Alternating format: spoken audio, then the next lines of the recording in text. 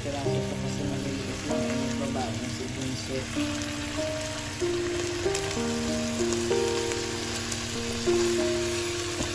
Bago ko hinuwain, buo pa siya, binabad ko na sa tubig na may asin, tapos pagkahiwa naman ulit, saka binabad ko ng asin para matanggal kung ano ba mga nakalagay na pinipad sa ating mga nilay, kasi sa mga fresh yan, hindi na tayo nagtanong, mga nilay pa rin ito.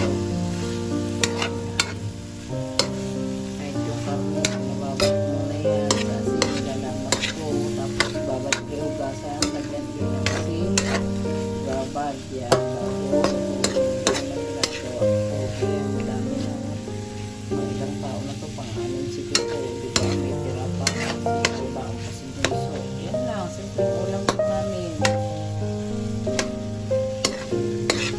Wala kasi bawal pa ang mga, may mga ano sa amin yun, naglalabas kami, butok sa iyan, naman siya.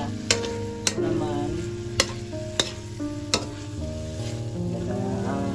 isang araw, isang gabi, kalahating araw. Ayan.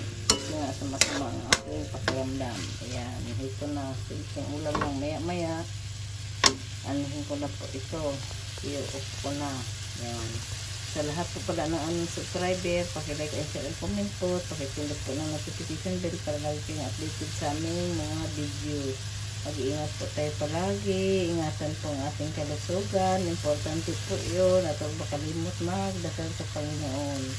Shout out po sa aming mga subscriber at follower at viewers. Hindi pa po nakapag-subscribe, pakilike and share and comment po. Pakipindot po ng notification bell para lagi kayong updated sa aming mga video. God bless sa ating lahat. I love you all. Miss you all. Ingat tayo palagi. Bye. Luzon, Visayas at Mindanao at sa ibang bansa. Malapit nito, kung nakita kayo ng itong kalan.